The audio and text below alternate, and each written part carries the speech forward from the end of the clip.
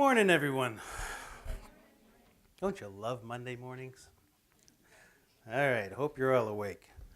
Thanks for having me here today.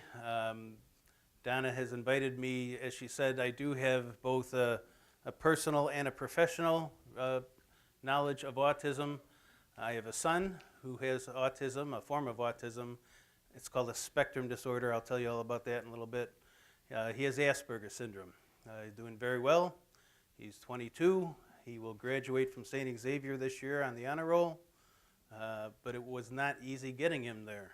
I came up with this speech so that I could share information with people because my goal is to hopefully make life a little easier for both people in the spectrum and people that are working with them or parents. It has a puzzle piece as its symbol because they're constantly trying to figure us out and we're trying to figure them out. So it's definitely, they're great people though. Most of what I'm going to talk to you about today has probably come around in the last 10 or 15 years. I started in the career in this field about 30 years ago when I was 3. Okay, I'm not 3. I've worked 16 years with adults with disabilities. When I started, the word autism wasn't even known. Took us a while to figure these folks out. I've spent the last 14 years at Good Shepherd Center. Little kids is primarily what Good Shepherd's about. Good Shepherd's been around 63 years in the community, 53, sorry.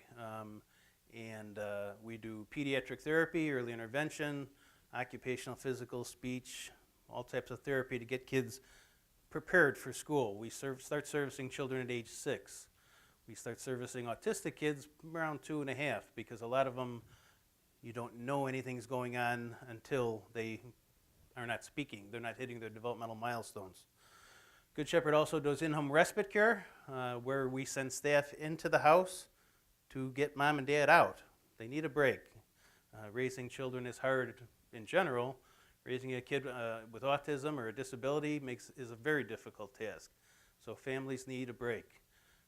This is Vernola Thomas. She is our coordinator of the employees in the respite care program. She'll be hitting you later because we need more staff. Okay. 15 years ago, autism was 1 in every 10,000 births. Probably a couple, maybe 8 years ago, it was 1 in every 150. I told my son that. He was, probably about 10, and he thought about it a while, and he said, so pretty soon we'll all be autistic? It's possible. The number continues to go down.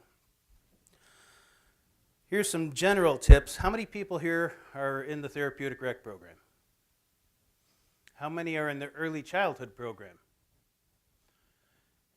Okay, if you don't know someone with autism now, you're gonna know. Good Shepherd is also the child care resource and referral for all of South Suburban Cook. We provide over 200 trainings a year to 300 child care centers and 900 in-home providers. If child care providers don't know what to do with autistic kids, they'll be out of business in 8 to 10 years. So here's some general tips for working with people with disabilities, especially those with autism. The number one rule I found in my career is the hardest rule. You have to go against your human nature to be good in this field. If you and I start arguing right now, the first thing that crosses your mind is, what the heck is this guy's problem?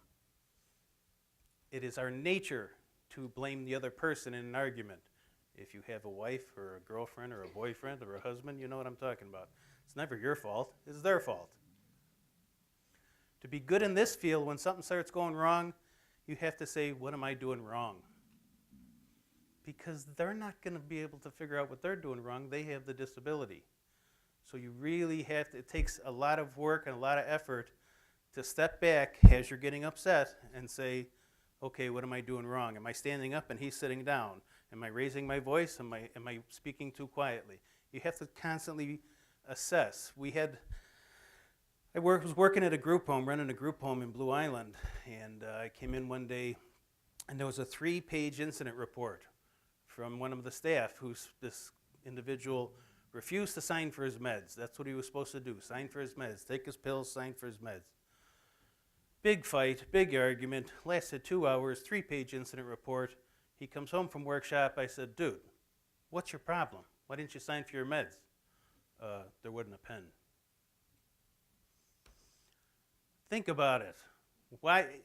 It would have taken 1-page incident report and probably no fight if she would have just said, why are you not signing for your meds?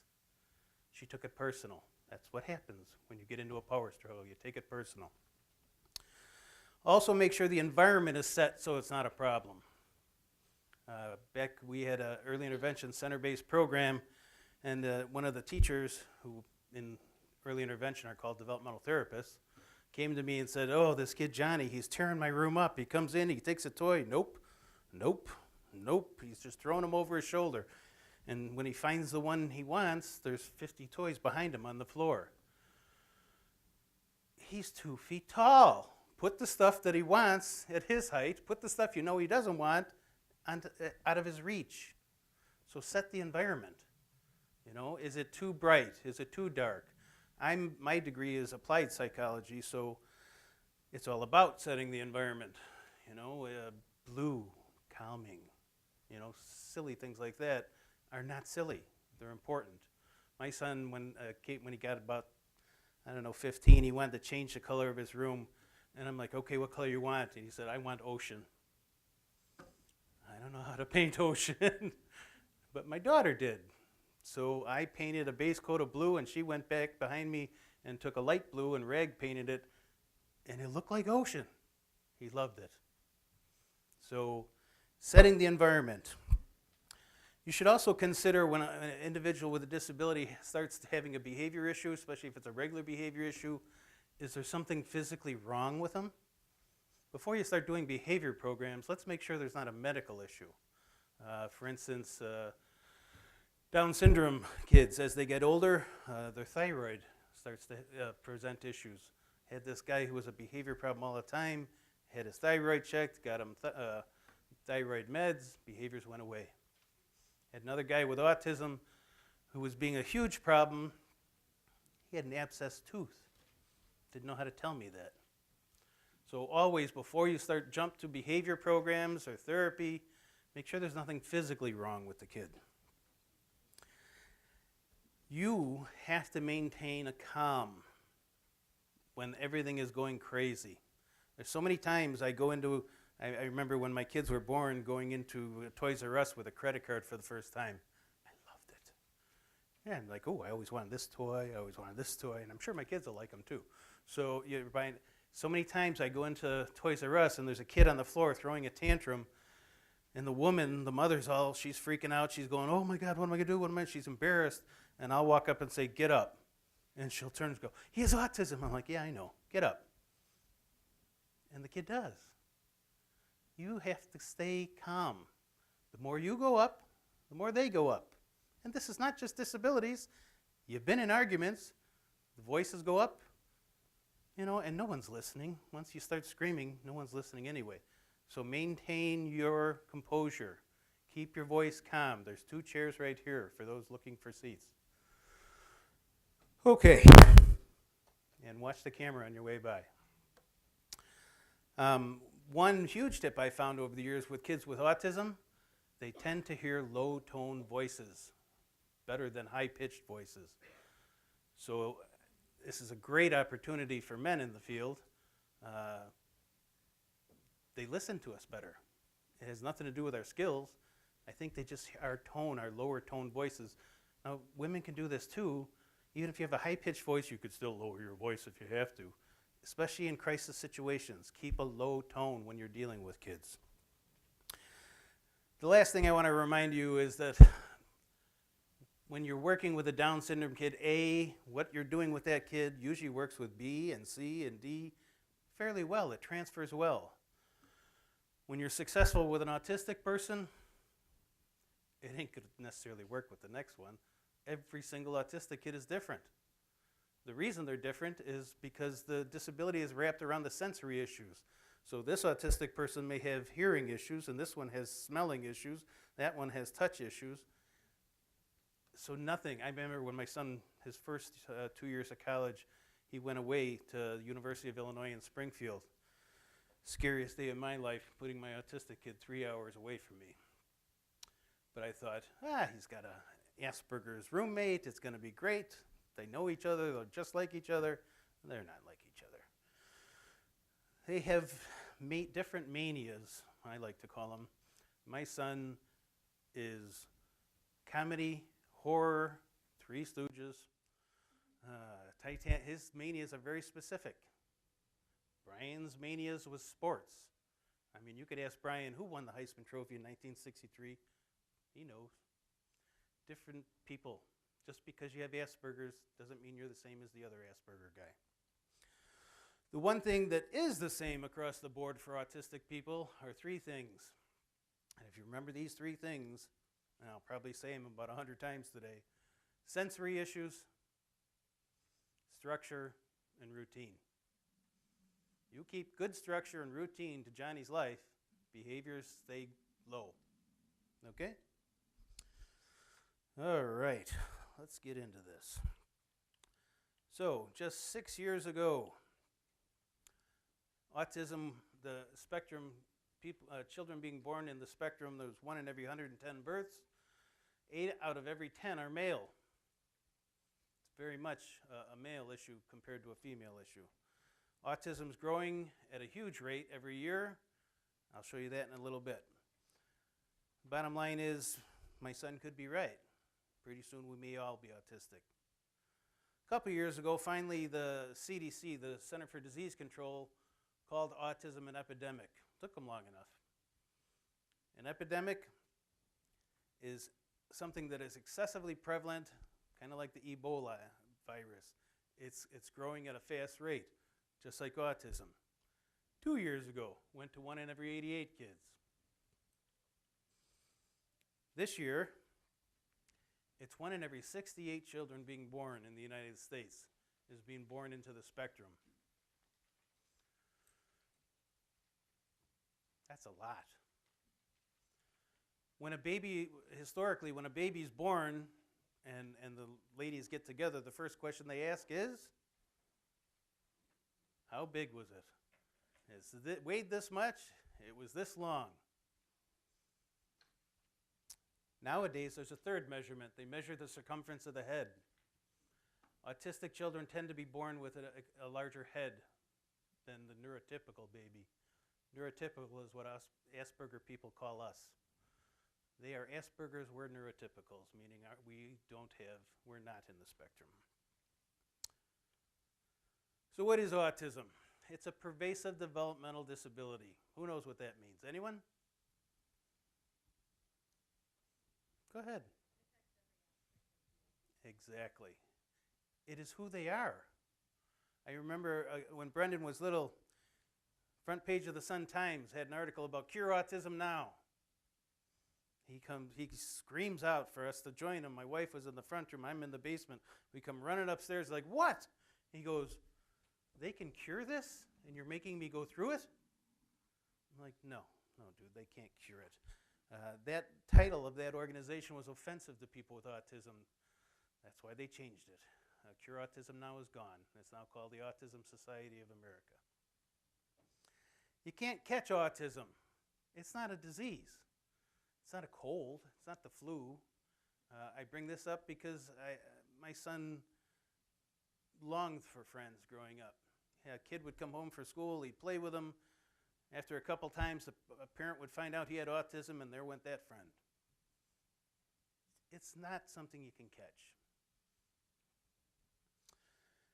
It does include delays in many basic skills. Number one is the ability to socialize.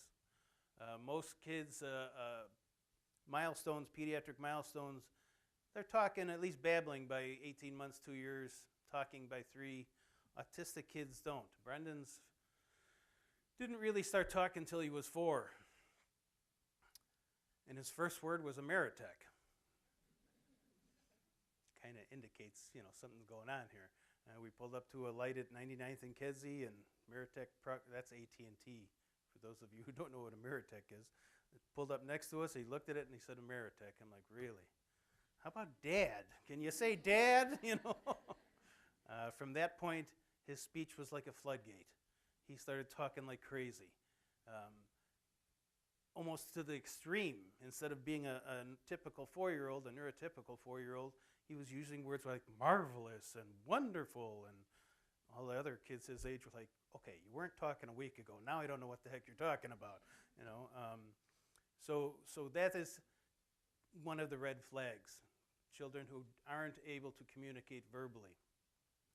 The number one red flag is eye contact. They can't do it.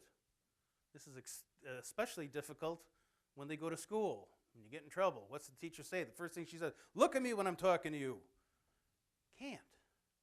I mean, when you're feeding a baby, they stare into your eyes like, how the heck did you know that's what I wanted? You're the greatest thing ever.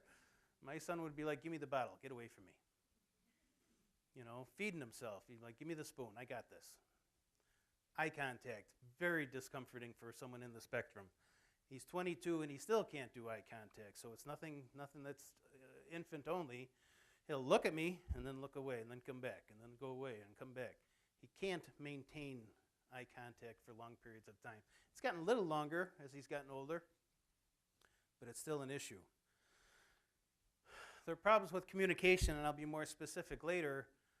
Even if when they do start talking, communicate. What is communication? If you got two people, what's communication? Anyone?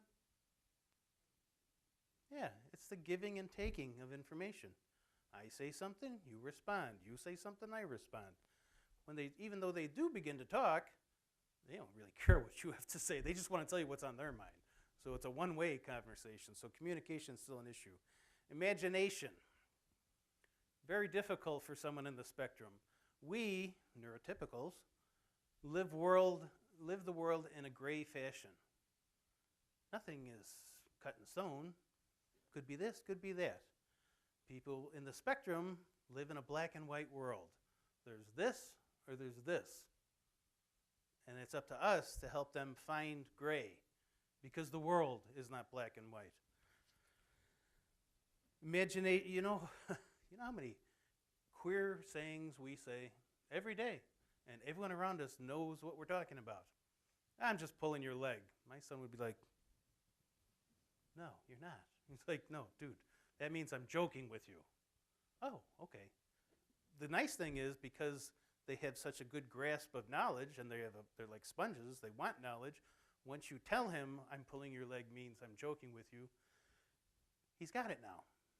You don't have to explain it over and over again. This becomes a problem sometimes. I remember my son was always big. Going into first day of kindergarten, every other kid came up to hear on him. I was standing in the back being the dad saying, 2010, outside linebacker, Penn State. I'm looking forward to this. But because he was so big and he was such quick to response, quick to anger, rules. No hitting, no fighting. No hitting, no fighting. Because he would have killed kids his own age. Literally. Which is a word that is overused in our language. But anyway, this is good. I don't want my big son hitting or fighting with anyone. Until the one day he's walking home from school and a 5th grade kid is picking on a 1st grade kid, and Brendan gets in the middle of it. No hitting, no fighting, no hitting, no fight. And when the 5th grade kid wouldn't let it go, now Brendan was in kindergarten, Brendan laid him out. Same size as the 5th grader. Black and white. No hitting, no fighting. Luckily, my wife was watching. She goes running down and breaks it up. But so you have to know that at an early age, they're very literal, very black and white. It's up to us. I'm going to talk about structure and routine, and you have to put structure and routine in their life. But even in Brendan's life, I made it a point to screw something up once a day. I'd break that routine when it was safe, when he was home, it was just us. I'd break the routine and structure just to let him go nuts about it, because he had to get used to that. You had to get him used to change. Okay. So autism is a spectrum disorder. We talked about that. It affects each individual differently and in different phases. The spectrum disorder, there's 5 different kinds of autism so far. We'll see. Autism specific, those are the kids that are fully caught up in the spectrum. At times they're called low functioning. These kids are very intense. This new science, relatively new science called applied behavior analysis, which is a great career if you guys haven't figured out what you want to do when you grow up yet. I'm still wondering that myself. But it's a way of molding a child's behavior, getting rid of bad behavior and bringing in new behavior. Very, very big in the autism section of the spectrum. Asperger's syndrome, let me go back to autism real quick. Some of these kids are runners and bolters. You know, you have to put deadbolts on the front door, deadbolts on the windows. They get out, they run. Very, very dangerous. Asperger's syndrome, usually people with Asperger's are extremely intelligent. Back in the day, they used to call them idiot savants. Now they're called genius savants because they can do things you and I can only dream of. Brendan's got a photographic memory. He can read something, you know, when he's studying for his tests for college, he reads the chapter. What do you want to know? Oh, that was on page 432, third paragraph, second sentence. I mean, photographic memory. You and I can only dream about this. Autism is not a disability, I want you to know. Autism is a different ability. They have skills. I mean, the guy who invented this, Bill Gates, Asperger's. The guy who painted the ceiling in the 16th chapel, Asperger's. They can do one thing really good. Temple Grandin is the most famous person in the world with autism. She's a teacher at Colorado State University. She's been on 60 Minutes 2020. She's written books. They made a movie about her on HBO. She is lower functioning than you would ever believe. I've met her a couple times. And the first time I met her, we had her at a conference. She was the keynote speaker, and I was sitting with her at lunch, and all these people were coming up, here, sign my book, sign my book. And when there was a break, I said, so Temple, what's it like being so famous? People want your autograph all the time. I don't know. It wasn't on her agenda to talk to me about that, so she couldn't have that conversation with me. But Asperger's, normal language development, they're very clumsy. My son went through 4 sets of training wheels. I went through 1,000 miles running behind him. You know, and then I said, you'll drive a car someday, the hell with this. We're not riding a bike. Very clumsy. Childhood disintegrative disorder, everything is fine up until about age 3, and then the child starts regressing. If they spoke, they stop speaking. If they're toilet trained, they start losing that ability. This is a lot of times when parents finally figure out. The difficult thing, you know, when a kid is born with Down syndrome, you know, they got the slanty eyes, the stubby fingers, the big tongue. You know this is a Down syndrome baby. When a kid with autism is born, just looks like a kid. So until they hit don't hit the childhood markers, the milestones, and especially those who hit them and then start backing up, this is extremely difficult for parents. They know something's wrong here, but it's very hard to accept something's wrong here. You know, even my staff, I've got occupational, physical, speech therapists, developmental therapists, nurses, professional respite staff. I tell my staff, you are not allowed to tell a parent, if they haven't acknowledged it yet, that their kid has autism. That is not your job. Who is the only person who can diagnose someone with autism? What kind of doctor? What? Right here. Neurologist. Autism is a dysfunction of the brain. Neurology is a brain doctor. My son, I knew long before my wife did, because he wouldn't look me in the eye, that he had autism. I wasn't even going to tell my wife. They got to come to that on their own. If you bring information to someone and a parent, you're a trusted source of information to the parent, if they're not ready to hear it, now they've just lost you because they're mad at you. They need you. So let the doctor be the one they're mad at. So what I've told our staff, you can say, you know what, maybe we should have Johnny tested. You know, the Child and Family Connection, they do a free testing. Can't hurt. It is so important to get to these kids early. If you can get to a kid with Asperger's early, birth to 3, birth to 5, They go on to be 22-year-old honor students at a college. But my son had a mom and dad who knew about this. Most mom and dads don't know about this. So you have to get to it early. The sooner you get to it, and I'll talk how in a little bit, the better chance that child will have later in life of leading a relatively normal life. Rett syndrome, that is a form of autism that does affect primarily females. Once again, it is very much like the childhood disintegrative disorder, where behaviors and skills that have been acquired start regressing. But in this case, they also start physically regressing. Their hands start crumbling. You know, their gait starts doing this. If they're walking, they're not walking anymore. Until the point that the average age for a person with Rett syndrome when they pass is 30. Their body just keeps crumbling in on itself, including when the heart goes. So Rett syndrome is a medical issue as well as a neurological issue. Pervasive developmental disability, that's sometimes called PDD or PDD-NOS, which is pervasive developmental disability, no outstanding symptoms. That's the catch-all when they're not sure what's going on with Johnny. You know, it's difficult sometimes up until age 13 seeing a difference between an Asperger's kid and an ADD kid. They're very similar. And if you look up research on it, it's all the same until about 13, when the ADD kid starts breaking laws and rules. Autistic people never break. It's black and white. A rule's a rule. You don't break a rule. So that's when you start seeing a split between the ADD and the Asperger's kids.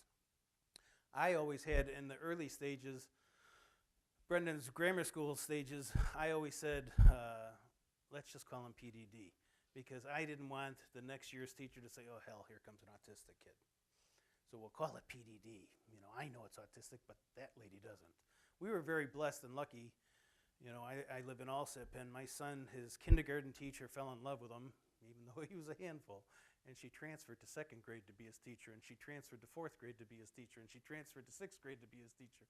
So, and his aide, he still goes to her house on her birthday, and she comes to his house on his birthday. So we were lucky to have that kind of support.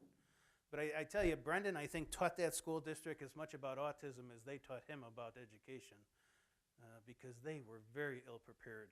Myself, my wife is also in the field.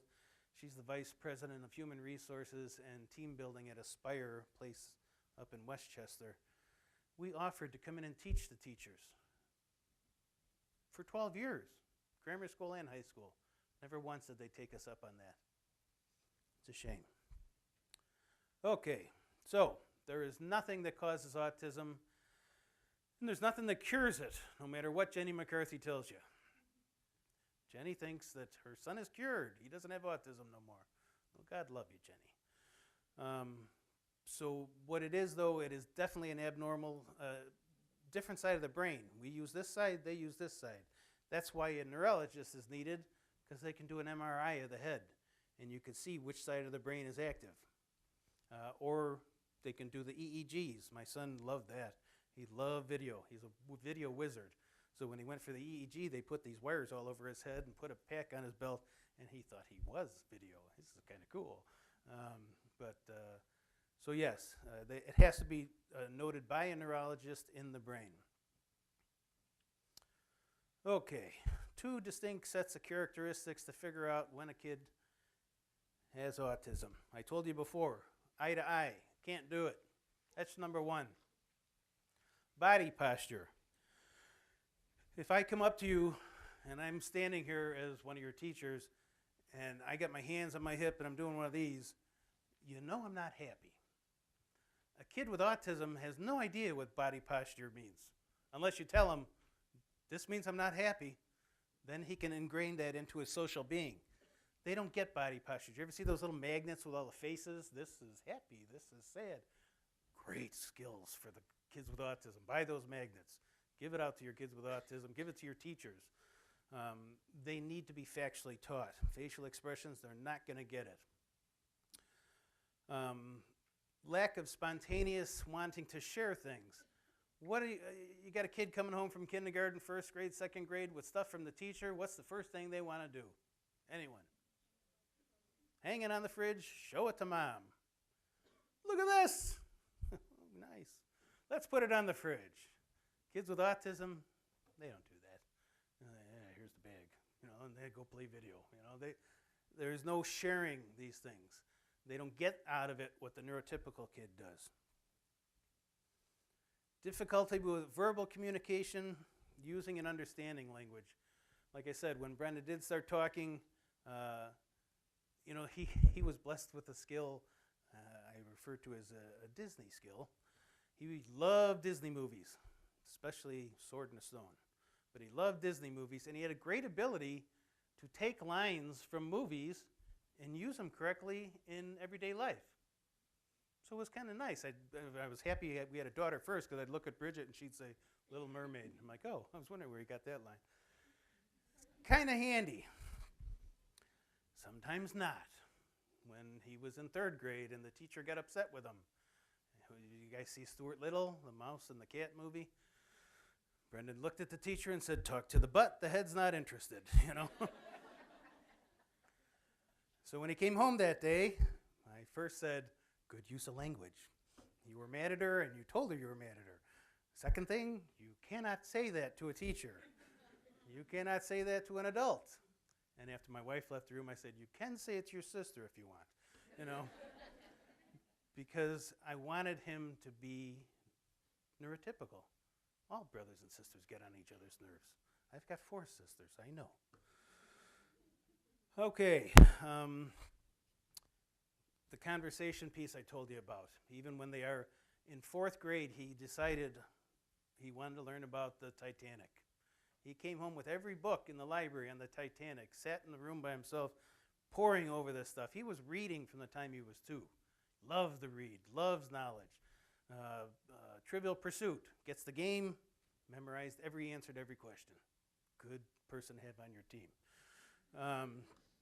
But the ability to use that information, to this day, he can tell you where the boat cracked, what the chinaware, what the pattern was, what the silverware pattern was, how many people, who died, what their name was, everything about the Titanic. Like I said, his second mania, as I call him, was the Three Stooges. Everything in the world. I was at a buddy's house for one of his kids was having a confirmation party. I'm like, it's Saturday. I'm like, where's Brendan? I'm like, oh, it's 7 o'clock. Where's the TV? Stoogepalooza's on. So I get to the room just as Brendan walking in, and his brother-in-law had the Stooges on, and Brendan's like, oh, you like the Stooges too? And the guy said, oh yeah, there's nothing about Stooges I don't know. I'm reaching for my money. I'm gonna make a bet on that. And the next episode started, and Brendan's like, oh, I remember this episode. It was made in 1934. It was 6 months after Moe's heart attack, 4 months before Larry had a stroke. It was Jules Verne was the director. Jules White was the producer. And the guy's just like, okay, I don't know everything about the Stooges, He then, Saturday Night Live, all humor. He knows every word to every skit ever done in Saturday Night Live from the time the show started till today. And he can use it sometimes. Like when he came down dressed inappropriately for a wake, I'm like, dude, you can't wear that to a wake. Come on, let's go upstairs. You look queer. And as soon as I said queer, he jumped into Pat the androgynous person. Oh, queer, what do you mean queer? Is that bad? And he started doing it. I'm like, dude, stop. Don't do that at the wake. Okay? So while they can do conversation, they're more about wanting to share this knowledge that they have. His last mania is horror. Everything about horror films. The cool thing I find about Brendan's manias is I think he's trying to figure us out. What makes people laugh? What makes people scared? Why do people want to laugh? Why do they want to be scared? So some of his mania, because I was always like, dude, come on, learn Spanish. Use this beautiful brain of yours to do something useful. But it's got to be what they want. No different than anyone else. But anyway, so they want to share what they have in their head, whether you want to hear it or not.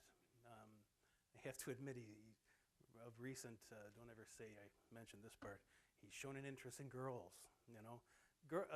Asperger's kids tend to be 2/3 their normal age, so if he's 22, he's like 16 socially. And I'm like, dude, you gotta start socializing. And what do girls like? They like when you don't talk. Ask him a question, let him talk back to you. So I have to factually teach him how to do all this stuff. A girl sat next to him second year in a row in the class, and she's talking to me all the time. I'm like, dude, I think she likes you. She does? How do you know? He's not getting this on his own. You have to factually teach this stuff. Be a perfect husband. He does what he's told. He doesn't drink. He doesn't gamble. He's going to make good money. I'm like, you'll figure it out. Anyway, inability to make friends and preferring to play alone, that's a tough one. Kids with Asperger's don't want to play alone. They want to play with others. They just don't know how. There is a high incidence of suicide for people with Asperger's because they're lonely. They want to be with others. They don't know how to get there. So please, be conscious of that. Be nice to people with Asperger's. Okay, repetitive and stereotypic patterns of behavior. They're not necessarily caught up in what they're supposed to do with an item as opposed to what they're going to get out of it. So you get a kid a Hot Wheels set. He takes the car out of the box and he wants to just flick the wheel. He just wants it, and that's it. I'm like, no, dude, here, you put it on the track. Look at that, it's cool. And he'd go and pick it up and he'd flick the wheel. So they tend to pick a certain part, or they'll line them up. That came in handy. I used my son's disability against him once. Okay, more than once. But he was into video. He was a master of video. He loved the tips and tricks books. Every month when the tips and tricks book came out, he had to have it. And they were all over his room. Until the day I said, friend, do you know these books are numbered? Look at that. There's an order to them. 2 hours later, every book was off the floor, on the shelf, in order. Take advantage of that disability. I talked about the toys, the lack of imagination I talked about. Very difficult transitioning, changing from one thing to another. In our classrooms, we notice this, where you got free play time, and you got snack time, and you got story time, and you got all these different times in a day. Very difficult to get Johnny to stop doing what he started and move to here. What we found very helpful and very useful in getting kids to transition is music. And quite honestly, the neurotypical kids liked it too. There's this band, one of our alumni, James and the Giggle Monsters, their kid band. So we'd put that CD on at the beginning of the morning. Song 1 meant we're doing this. When it came time to transition, we just put on song 2. Never had to talk to the autistic kid again. He'd hear that song, and he'd go to the next area. All the kids would go to the next area. Teacher never had to yell, hey, come on, we're doing reading again. Never had to do that again. Just change a song. And there was 8 songs on that CD. There was 8 transitions. Very big in music. My son loves music. He's got my taste, nothing after the 1970s, but that's good parenting. Anyway, repetitive body movements, the hand flapping, the spinning, the grabbing one foot and spinning, banging their heads. It's almost like they got all this energy and all this electricity in them, and they got to get it out, especially when they get excited. Brendan was a flapper. I just gently take his hands and put them down. I'm like, okay, put them in your pocket when you think you got to flap, because I didn't want him doing that in the public. Very sensory. His issue was hearing, so I took advantage of that. I was afraid he would run into the street, and not listen when I wanted him to hear me now. So I started doing 1 when he started acting up, or I'd call him and he didn't answer. 2, and if I got to 3, I'd pick him up, and I knew he'd kill me someday. He's 6'5" now, and he's about 270 pounds. So I'd pick him up, put him in his room, close the door, he'd tear the room up. I'd just be sitting on the step outside. He'd open the door, he'd see me, he'd close it and tear it up some more, and then when he cried, I had him. He'd open the door and he'd be crying. I'm like, you done? He's like, yeah. And I'm like, let's go clean it up. And we'd go clean the room up. So to get him to that point of doing 1, 2, 3, it got to the point where all I'd have to do was say 1, and he'd stop, or he'd look when I wanted his attention. I didn't want to do that in the community. I didn't want to single him out. They're very auditory, not volume, tone. So instead of saying son, one, I'd say son, and he'd hear one. So in the community, if I want his attention, to this day, he could be in his bedroom on the second floor, I'm in the basement, I'll be, Brendan, son, what, Dad? You know, just to this day. My physical therapist didn't like that. She said, what if it had been a girl? I'm like, I don't know, hun? You know, you got to find something. You got to be imaginative, okay? The savantism I told you about, they have great, once you find it, they'll find it. You don't have to help them find it. The ability to do something really good. Temple, again, when talking, she hopes we never find a cure to autism because we'll never have any cool inventions again. Because they do one thing and they do it really well. And they don't give up on it. They'll keep doing it over and over again until they get it right. That's why he was so good at video. You take any video game that hits the market, within 24 hours, Brendan can beat it. Because when he walks into this door and he blows up, he doesn't walk into that door no more. He's got a photographic memory. Now we go to this door. So his photographic memory helped him in many ways besides school. He plays 4 instruments, one that he had lessons in. Piano he learned in an hour because he memorized fingers.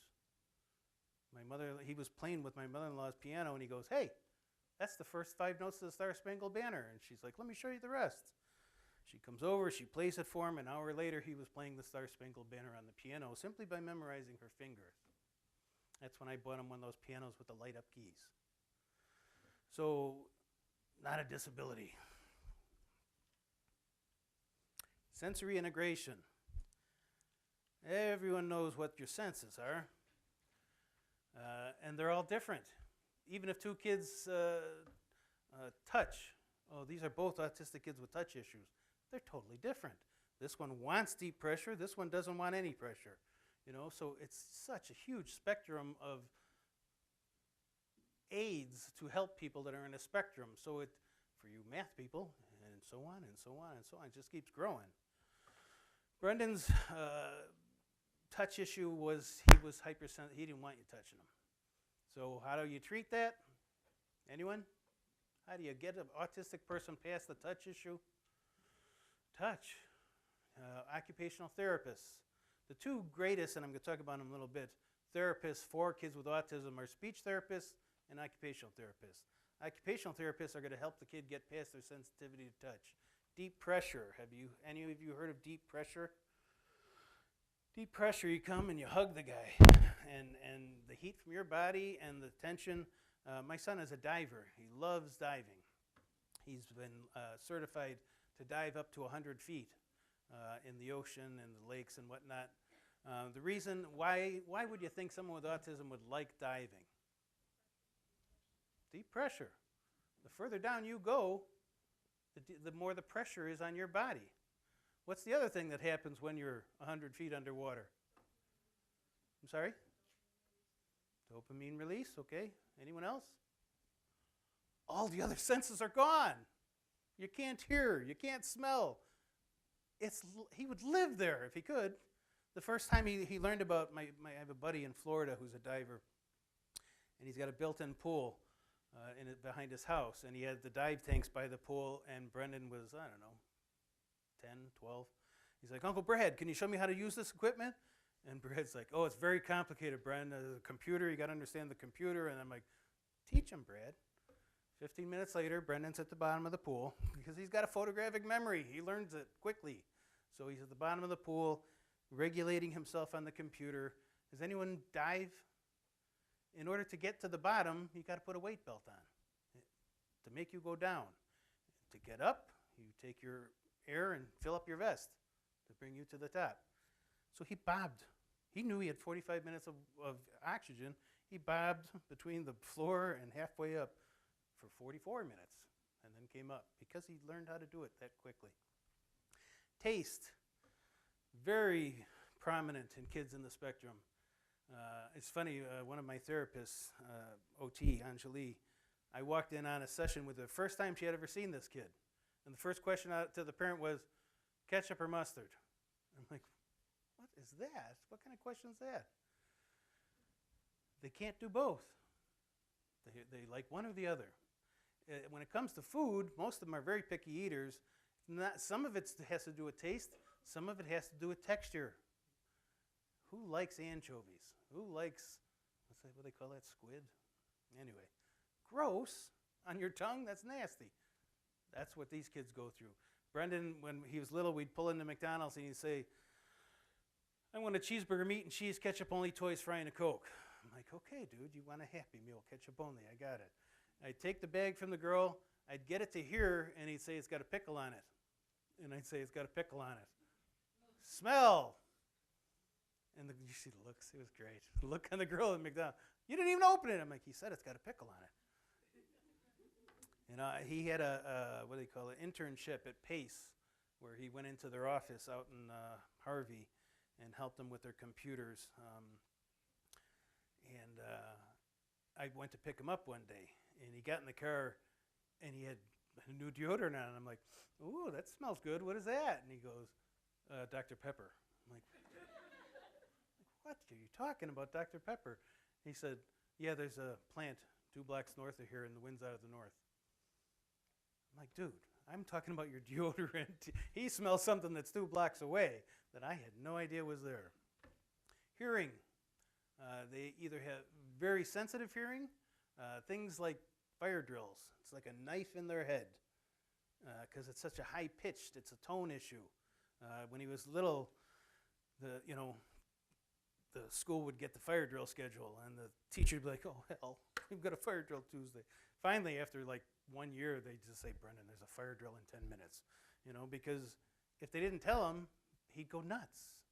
It would drive him crazy, the thing in the shrill noise in his ear.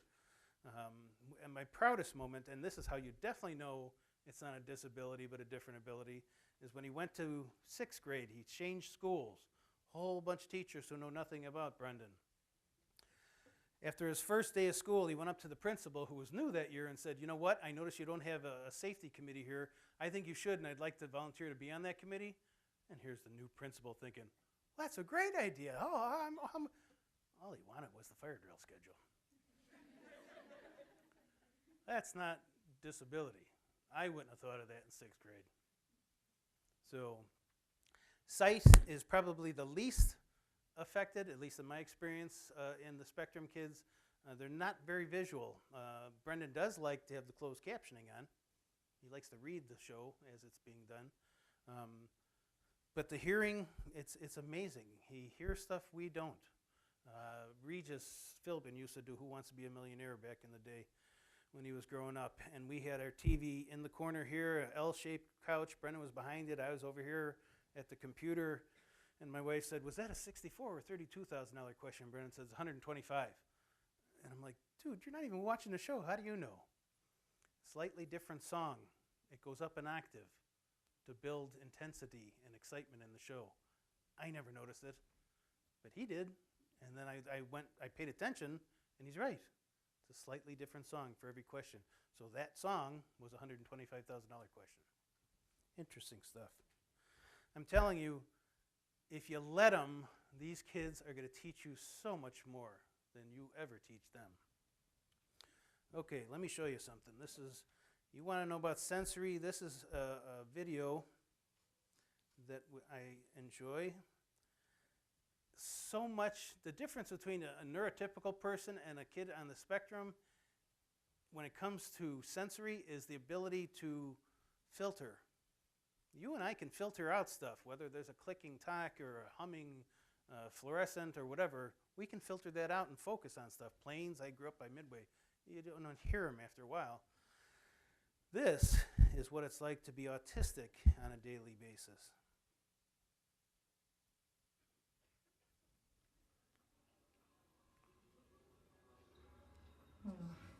I can't wait for coffee.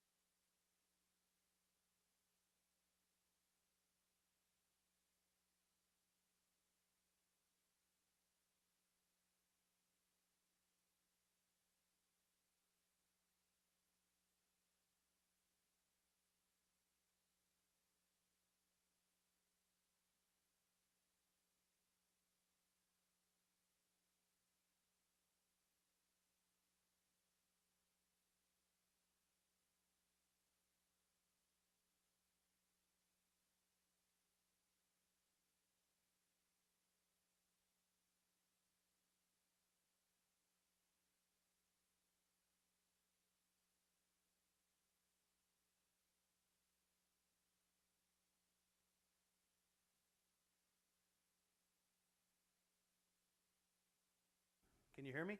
There you go. Sorry about that. But yeah, all these senses, we have to figure out what to do with them. I told you how to get through to the touch, how to do that.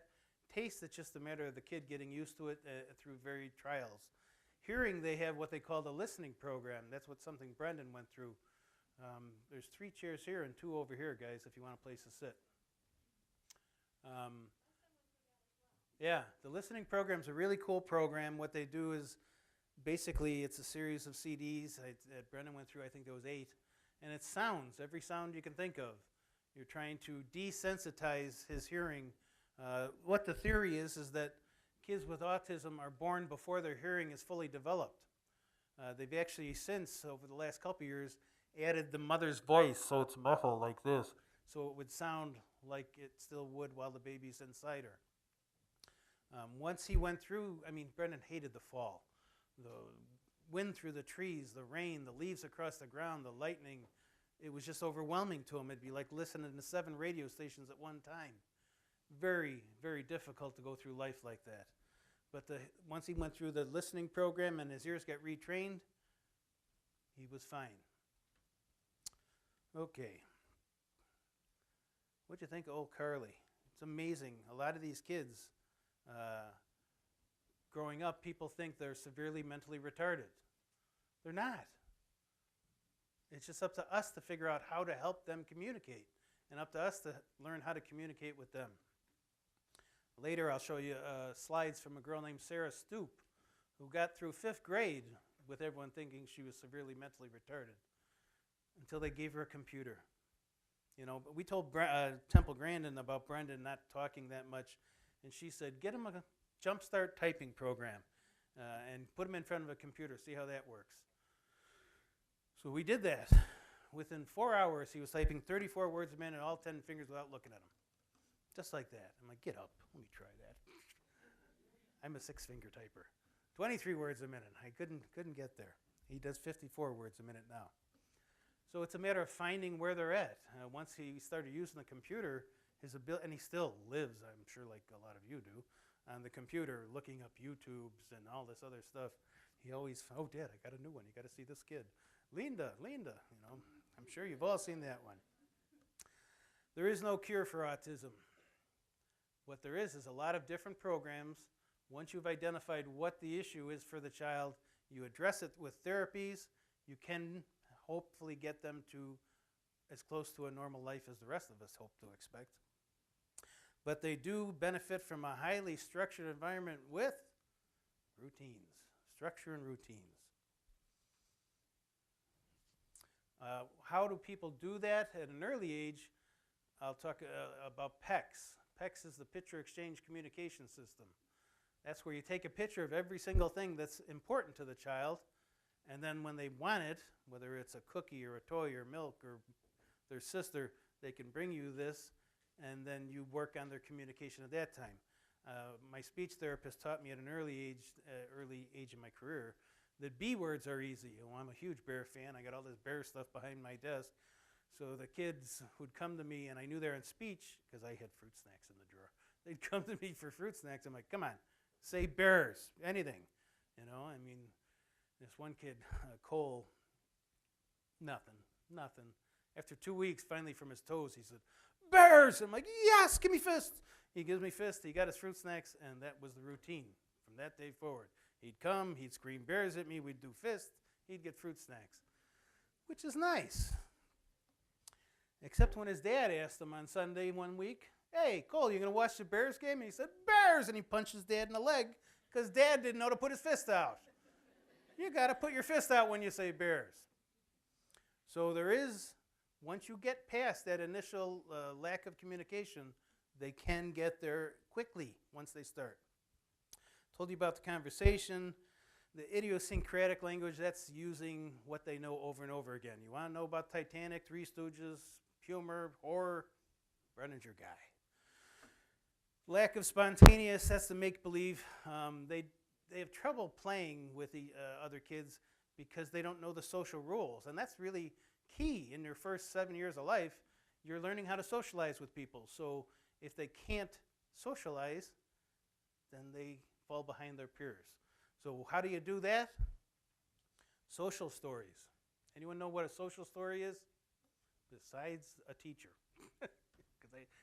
Anyone? Social story is basically you sit with a group of kids in the spectrum and you tell a story and then you go through it and say, okay, here's your options for an ending to this story. Which do you think will work? And you integrate the kid to start thinking in terms of this is a situation, this is what I do. My daughter, when she's neurotypical, when she was going away to college, so every single time she left me, I'm like, keep your head on a swivel.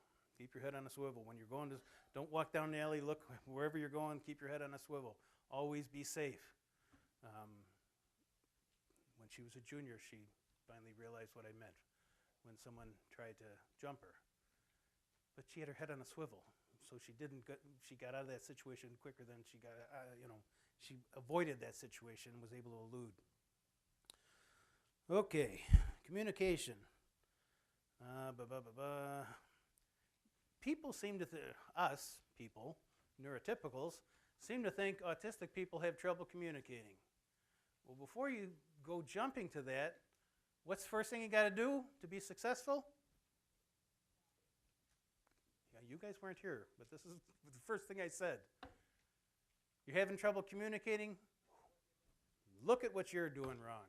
These kids, they can communicate once you hit them where they are, so it's up to us to help them.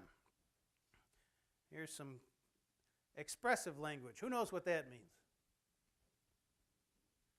Come on, it's Monday, I know. Expressive language. Nobody? That's talking. I'm telling you something. The ability to express yourself. Thus, receptive language is, there you go, the ability to receive language. So while they can at times do expressive, they always can do receptive. You gotta be careful. I had to stop swearing because if I could be in the garage and I'd curse, and then 2 weeks later my son would say it, my wife would be like she never swore. Really? Come on.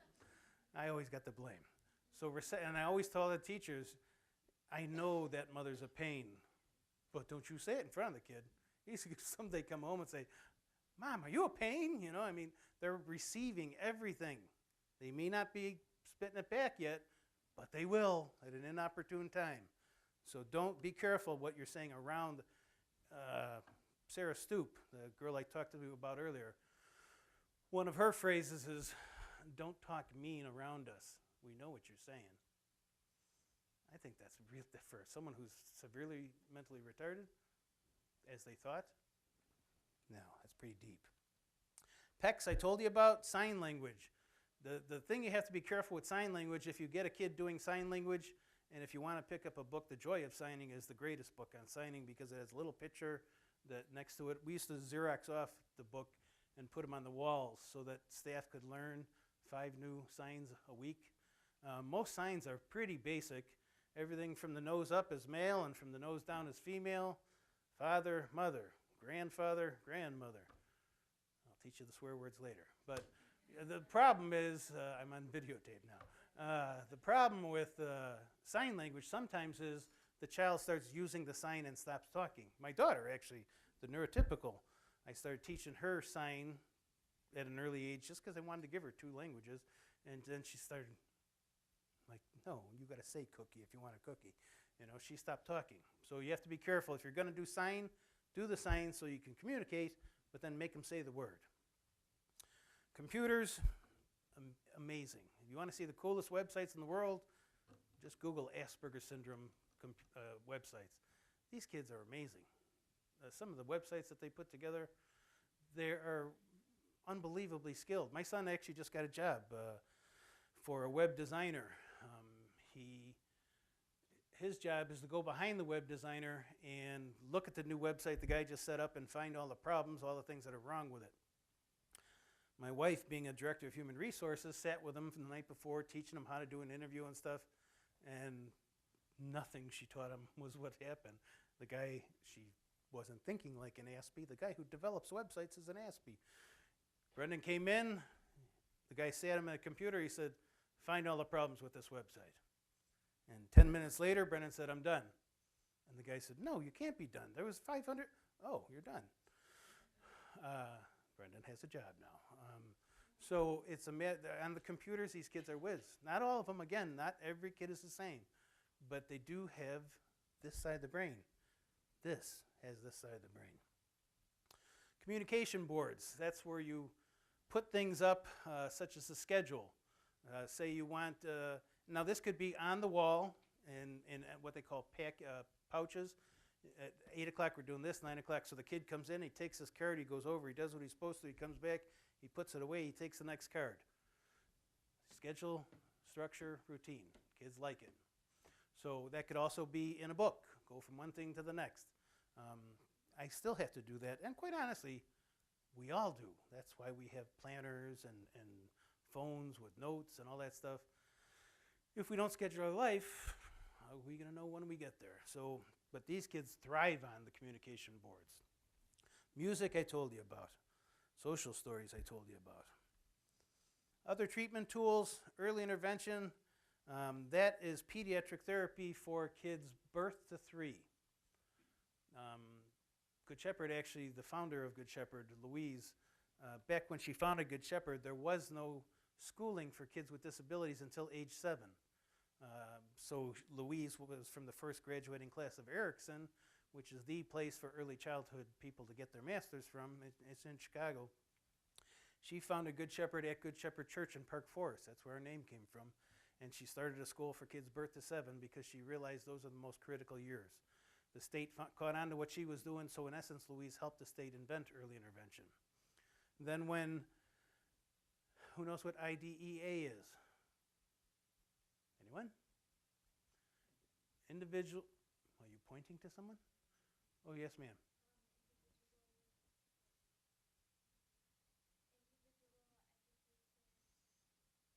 Act. Individual with Disability Education Act was passed in the 70s. Excuse me, what that required, it's a federal law, it required states to start taking care of children in the public school system at age 3. And that's what we call early childhood. So birth to 3, it's early intervention. The kid gets what they call not universal, I'll think of it, an evaluation with an OT, a PT, a speech, and a developmental therapist. If the child has more than 30% delay in any of the given areas, speech or whatever, then they are eligible for early intervention. And then places like Good Shepherd provides that therapy. We get the kid moving so that by the time they hit the school system, they're better able to handle the responsibilities.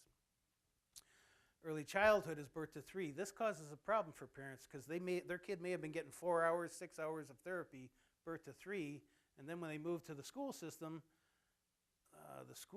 only job is education. So whether they had 4 or 6 hours of therapy when they were in early intervention, they get to the school, they maybe get 20 minutes of speech twice a week or once every 2 weeks. OT, they may get once every 2 weeks, so it becomes much less, and the parents are like, wait, what happened? He needs more than this. That's not the school's issue. The school's issue is education. So if the child still needs more therapy, the family needs to get that outside of school. ABA is Applied Behavior Analysis. Great degree. Chicago School of Psychology is the only school in our area that does it. It's downtown. You can do it online. Penn State and somebody else does it online. The only problem with doing it online is you then have to find your own internship placement where Chicago School gives you that placement. Great job, big money. Speech helps a kid with autism learn how to communicate better, not just through their voice, but through their content and their words. Physical therapy helps with gross motor,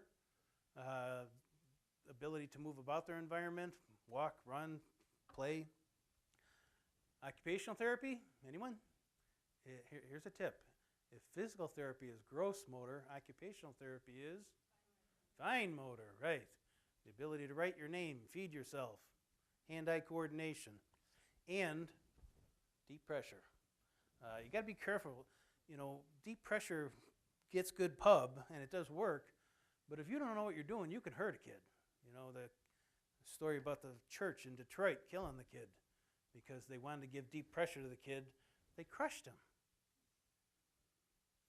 It's very dangerous stuff. If you're not trained, don't do it. Brendan, when he was little, the OT used to wrap him up in a blanket, like a taco. Just roll him up. And then you just put your body on it for the heat, not the pressure. To this day, when he's having a bad day, he'll go into his room, close the blinds, close the door, and roll himself up in a blanket. Temple Grandin, aside from being the most famous person in the world with autism, also invented a pressing machine. She's the most famous person in the world for handling of livestock, cows. How do you relax an upset cow? You put them in a pressing machine. They press them, the cow relaxes, they let it go, the cow's not upset no more. So Temple invented her own pressing machine. Same machine, made for a human body. She presses it, it gives her deep pressure, she relaxes, she lets herself out. They actually make those machines in Mokina. Medication. Again, it's not an illness, so you can't cure anything with medication, but you certainly can take the edge off a person. Brendan, to this day, gets a little bit of lithium at the beginning of the day just to help him take the edge off, to help him get through the day. And we were blessed to have a really forward-thinking neurologist who gave him Namenda. Nursing. You know what Namenda means? Namenda is a med that they give to Alzheimer's patients. His theory was that Alzheimer patients and autistic people are the same because they got a bunch of stuff going on up here and they can't bring it all together. From the time he started the Namenda, his ability to focus and concentrate went up unbelievably. He used to come home with 3 A's and 3 B's, 3 A's and 3 B's, every report card. Structure and routine. And one day I said, you know, Bren, this is a really great report card, but you can get 6 A's. Next time he came home with 6 A's. Structure and routine. He just got it. I got my 3 A's and 3 B's. I'm done. So sometimes you can change that. So medication can help the kid get through, but it's not a cure. Diet. Anyone know anything about diet for people with autism? Right.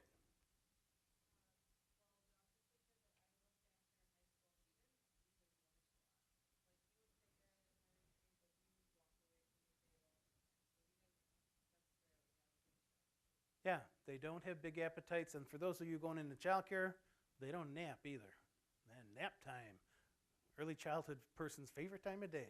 Kids are napping. Not the autistic kid. Get him a computer, he'll stay quiet, you know, but they don't nap a lot. But in regards to diet, that's a gluten-free, casein-free diet. That's, again, when we get a parent of a new kid with Asperger's or autism, I tell the parent, it's like the janitor's key ring. You just got to keep trying new things. And I get some parents who want to do a gluten-free diet and deep pressure and 7 things at once. I'm like, no. Do one thing at a time so you can assess whether that's going to work or not work. You don't have to put them through all this stuff. If this first one works, like Brendan with the listening program, then you don't have to go through all this. The gluten-free and casein-free diet basically gets rid of dairy and grains in the kid's diet. A friend of mine had a kid who was like a top. He'd come in and he'd bouncing off the wall. I couldn't talk to her for even 2 minutes without him needing attention. She put him on the gluten-free, casein-free diet. Now I go over there and he's like, hey, Brendan, from the couch. So, and that's what Jenny McCarthy's kid is on, the gluten-free, casein-free diet.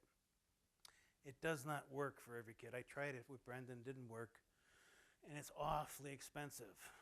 A quart of milk is like $4. I mean, it's a very expensive treatment.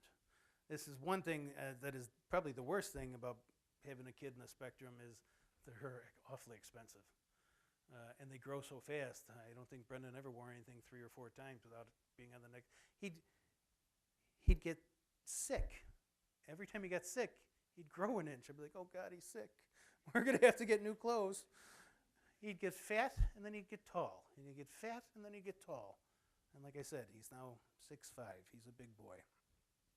But diet works for some. Play therapy, that's where you're sitting with them and explaining not just how to play the game, but okay, now it's her turn, and now it's her turn. And you got to teach them everything, stuff that we figure out on our own. Social stories, I talked to you about that already. So here's some tips. They may appear deaf or not understand what you're saying when you're talking to them. Give them time. you guys are still young. But as someone who's past that 50 barrier, sometimes someone will ask me something, I'm like, yeah, give me a minute. And like 30 minutes later, I'll be like, oh yeah, it was, the person might be gone by now, but it's not because we're older and we're slowing our processing down, it's because we have so much knowledge. It's just full up there, we have to look through it. So a person with Asperger's or autism, they may need more time to process. So they may hear you, but they're not ready to answer. They haven't figured it out yet. They may be unable to speak, or they speak with difficulty. A lot of kids, not a lot, but many kids end up using the speakers, kind of like Roger Ebert did late in life, where he typed something and then the computer would talk for him, like Stephen Hawking does. A lot of kids in the spectrum end up, if they can't communicate through their mouth or through a computer, they may use one of these It's not because they're stupid or because they have a disability, it's because they never figured out how to communicate. So they have this communication board, they call it. The repetitive behaviors, yes. We all have repetitive behaviors. How many people have this much clothes and you wear these? Yeah, we all do that. You drive the same way to school. You stop at the Starbucks. We all like routine. They have to do it repetitively over and over. How many people watch Family Guy? Autistic people love Family Guy. Why? Because they repeat. And like when Peter falls and hits his knee. Ow, ow. And he does it 52 times. I'm like, oh, come on. And Brendan's like, yeah, do it again, do it again. It's repetitive over and over and over. That band, the James and the Giggle Monster, one of their songs is about putting the kid in the dryer, and it goes around and around and around. They love that, repetitive. They act upset for no apparent reason. Boy, is that judgmental or what? Who in the room doesn't act upset for no apparent reason? It's just because no one's figured out why you're mad, especially if you're one of those people who internalizes and you walk around pissed all day. People don't know, it's no apparent reason. She's just mad today. I don't know why. But people with autism, because the communication, we think that it's no apparent reason. The pain thing I talked about, they appear anxious or nervous. Well, you've seen what Carly goes through. I'd be anxious or nervous too if that's what my whole day was like. They may dart away from you unexpectedly as they get older. They're bigger than you. Never confront a person in a room while you're in the door. I learned that when I did group homes. They're going through you. If you back them into a room and there's no escape except through you, they're going through you. And they're strong. So you have to be careful, always giving out. Let them go. They're not going anywhere. They're just going to run. This one guy, the first group home I worked in was converted 4 apartments. He'd run down the back steps, through the kitchen, and up the front steps, and I just stand at the steps. He's going to be back in about 2 minutes. He's just let him get it out. This is something that's called sensory diet. Before I knew what that meant. That's something an OT does. They get all this energy, and they need to get rid of it. Bill figured out how to do it on his own without an OT back before even the word autism was known. But sensory diet, OT, occupational therapy, physical therapy, and ABA, if I were you at your age, those are your jobs. Those are hundreds and hundreds of openings that are needed out there. But sensory diet, that's where the occupational therapist goes in, does an assessment, figures out what's going on with the kid, and then comes up with a number of activities that will help the kid through difficult times. This one kid was about to lose his placement in a child care center. I sent the OT in, she did an assessment, and her fix was put a wagon outside the classroom. When he gets upset, have the aide sit in it, have her take it to the end of the hall and back, and that was it. Every time the kid was about to start hitting and biting people, he'd pull the staff in the wagon to the end of the hall and bring him back, and then he was fine. Brendan, when he was in grammar school, what's the loudest time of the day in a school system? Lunchtime. So every day, Brendan would walk the hall with the janitor as he emptied the garbage cans, just to get out of that room. In high school, his only augmentation, or whatever the word is, was he was allowed to leave the classroom 5 minutes before the bell to get to the other side of the school to his next class. So when the bell rang, very loud and noisy in a high school, he would go into the classroom. So that was the only thing he needed to get him through high school. It attacked his sensory, and plus boys, they check each other into the locker and all that physical stuff, being a guy. I mean, if someone's checked Brendan, he'd hit him, and he's just too strong. They did pick on him first year, and then he went, and they stopped picking on him. Too strong. Anyway, and the flapping and rocking we talked about. So, how do you get to help these folks? Speak slowly, speak in a deep tone voice, use simple language, offer A and B, don't ask open-ended questions unless you want to wait. Open-ended question takes a lot of thinking. Do you want milk or water? Simple, two-step. Concrete.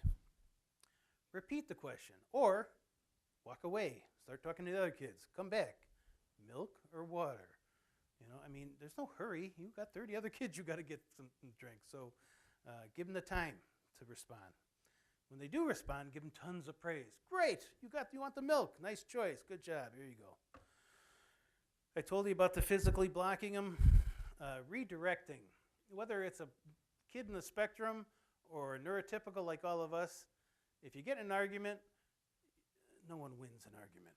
It's two people screaming at each other. Redirect them. When Brendan would get upset, I'd change the subject. Hey, did you see this book? What? Now you're redirecting him away from the mad part, and now his mind is on this book. Redirection is a huge key in working with people with special needs. Just remember that each person, including everyone in this room, everyone in the spectrum, is a unique and different person.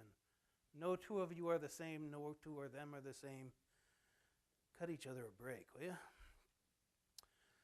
So, you want to help young children as professionals, talk to the parents.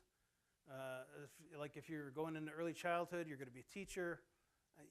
Nothing bothered me more than the school district not listening to what me and my wife would say at the IEPs.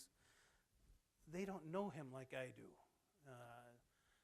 Listen to parents. They can help you with their child. Sleep patterns, they're not going to nap. Good luck. They may lay down if you give them a book or something they want. If the parent, a kid who might need an assessment, if they're under 3, birth to 3, you send them to the Child and Family Connection Office. It's in Tinley Park at 171st and Ozark. It's Easter Seals. If they're in the city, it's also Easter Seals. It's at 95th and Damon, something like that, the South City. And that's where they'll get their things. Listen to the therapists. If you're a teacher and a therapist comes in and gives you input, use it.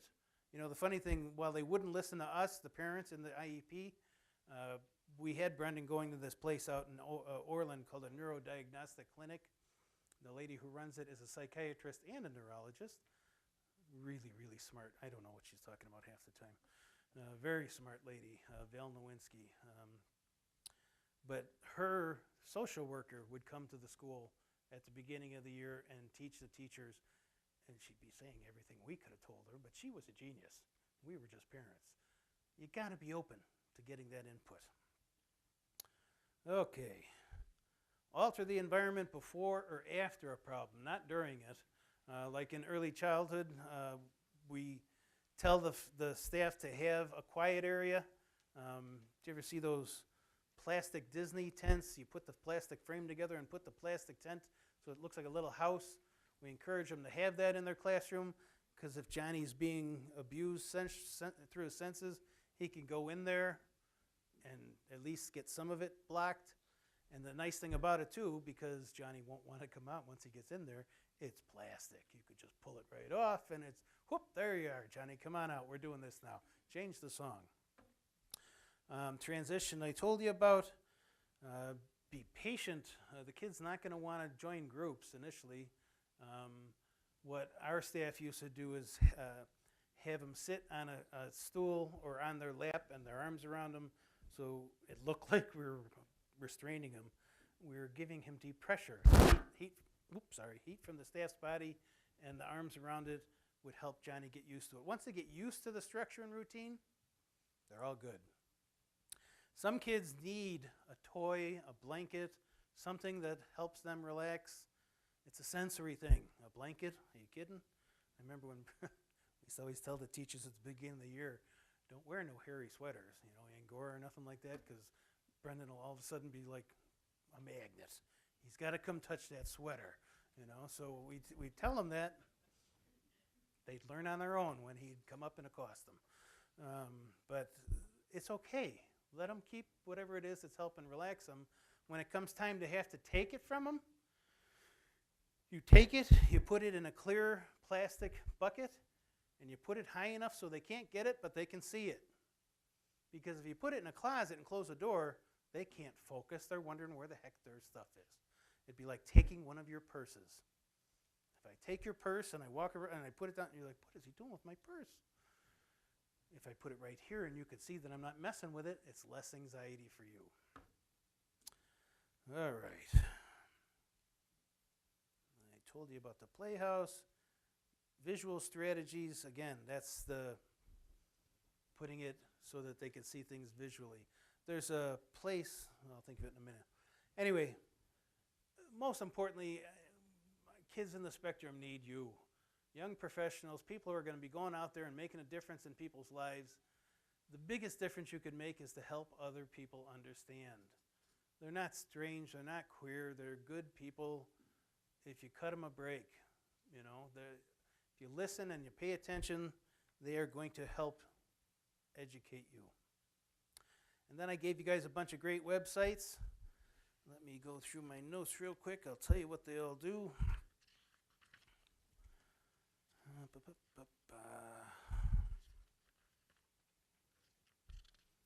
Okay. Autism Society, that's general. They got great stuff in there. If you're doing a paper on autism or whatever, it's a good place to go. WebMD is the medical website. Anything you want to know about autism, or anything for that matter, on medical issues, you go to WebMD. Bridges for Kids is one of my favorite places. It's out of Michigan. It's put together actually by parents and educators, and they just post articles as they find them. Fascinating things. Like their colleges, universities are trying to make allowances for people in the spectrum. They don't change the course. It's the same course everyone else takes, but maybe they offer it at night in the basement with regular bulbs so that you don't have all the noise, you don't have the lawnmower grass being cut, all that noise is diminished. So there's some cool stuff. I found that at Bridges for Kids. CDC is also a medical thing, the Center for Disease Control. Get all sorts of good information medically there. I love this Autism Speaks one. When a family has a child diagnosed with autism, there's a 100-day toolkit there. Great information for new parents. Healing Thresholds. That is more programmatic if you want to get information on programs. Research is what it says, Research Autism. I love this Specialized U.S. Autism Index one. That is a woman in Wisconsin, a teacher, and she shows you how to set a classroom or a room up for someone with Asperger's or autism. Really good stuff. I remember reading her stuff and sending her an email thanking her for making me smarter. The autism program, that is something in the state of Illinois. They call it TAP, the Autism Project. In this area, it's out of the University of Chicago. I met Maria Winiga there. Maria Winiga is one of the smartest people I've ever met. When it comes to autism, not only because she has knowledge, but because she can share, make you understand what's in here, as opposed to Val, who's at the neurodiagnostic clinic when I don't even know what she's talking about. But Val, Maria, I should say, the Autism Project is there to help school districts. It's paid for, so if you contact them, they'll send someone out to work with the teachers, to check the classroom out. It's a great program. Anyway, you can check all these websites out. You'll find them all to be very useful. Sarah Stoop, I talked to you about earlier. This is the kid who they said was severely mentally retarded up until 5th grade. This is not a retarded person. Try not to stare. Sometimes we do unusual things. Just like those people were staring at Carly in the coffee house. Help them. If you're going to stare, go up and introduce yourself. Be calm. Speak low and slow. These are some of the best people you're ever going to meet. They'll do anything for you if you help them get there. Sarah now writes novels and poems. She's an amazing lady. This is one of her poems. That's what needs to happen to hear my writing voice. Because of autism, the thief of politeness and friendship, I have no sounding voice. By typing words, I can play with my life and stretch my world to yours. I become a real person when my words try to reach out to you, without my weird body scaring you away. Then I'm alive. With writing, I reach out to try, and autism or hate or walls of doubt can't hold me. I'm pleased to be typing away loneliness, typing away silence, using paper to hug you and slap you and join you. Click, click, clicking keys are my heartbeat. Listen with your eyes. That's a retarded person? That's pretty cool. They gave her a computer in 5th grade, and she's been writing ever since. They're amazing people, folks. Give them a chance. And that's all I got for you today.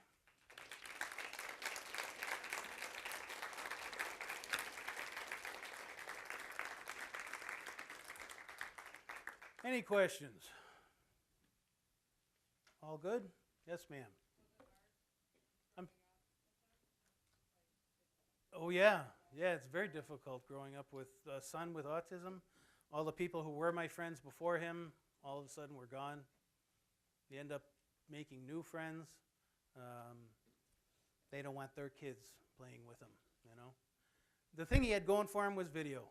He was like Tommy. Doorbell would ring, I'd go there, and I'm like, yeah? Who are you? He's like, I just want to watch him play video. I'm like, all right, come on in, you know. Kids would come all around just to watch him play video. Yes, ma'am. Do you have an extra copy of the PowerPoint? Yes, I do. You should have gotten a couple handouts here. This is the PowerPoint video. I put out this 10 things you should know when communicating with someone with autism. I think you'll find helpful. I put out, this is Good Shepherd Center and everything we do. This is in-home respite care. If you'd like to consider a job working in respite care, where we give you 40 hours of classroom training, and then 40 hours of on-the-job training where we send you out with the staff. Vernola is the supervisor of the respite program. We cover all of Cook County from Indiana to Lamont, from Park Forest to Beverly and Mount Greenwood. The nice thing about it is it's a flexible schedule, especially for a college student. You can call Vernola on Monday, tell her what your schedule is for next week, and then we match up family requests with staff schedule. Yes, ma'am. Was your son in the Arrow program? He was not. No? No. Oh, just wondering, because he said he lived in Elson, so I wasn't sure if he was involved in the Arrow program. No, he was Main Street. He went right into regular school. But that was because he had parents who was working with him before he got to that point. Not every kid has that option. But getting back to respite, if you're interested in working for respite or learning more about respite, Vernola's here for you today. This Monster Bash, Good Shepherd puts on parties for kids. This is an opportunity for families to come out and watch a bear game with us. Steve McMichael's going to be there. We're going to have a carnival in the back at a place called CD&B out in Frankfurt, and we need some help. If any of you would like to help that day, we need help with the kids at the carnival. And then this autism seminar, every year Family Time magazine puts on an autism seminar in Building M, right down the street. I actually do my speech at that event too. It's a great event and it's cheap if you're looking for more information about autism. Yes, sir? Medications for autism? There are medications that will help with the symptoms of autism. If the kid is wound, they might give them a little lithium or Xanax, something to help relax them. But there's no medication that deals directly to help with autism. So it's just treating the symptoms. Treating the symptoms, yes, sir. Yes, ma'am. Could someone with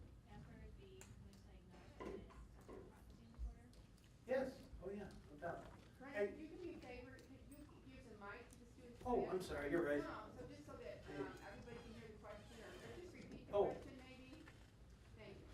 Tell me again. Can someone with Asperger's be misdiagnosed with sensory processing disorder? Can someone with autism or Asperger's be misdiagnosed with sensory processing disorder? That happens a lot, quite honestly. Treatment is still the same at an early age. The difference being someone with sensory processing usually gets beyond it before, 5th grade or so, if they get the therapy they need. Eye contact would be your number one difference, the way to diagnose it. But yes, sensory processing is still considered part of the spectrum. It's just not necessarily a lifelong. If they get what they need, they can get past it. But realistically, same with Asperger's. Once Brendan got what he needed, he's now going to graduate with honors. So yes, there can be very similar but different issues. Yes, ma'am. Two questions. We better get the mic for two questions. It is. Can you pass this back, please? Hello, hello.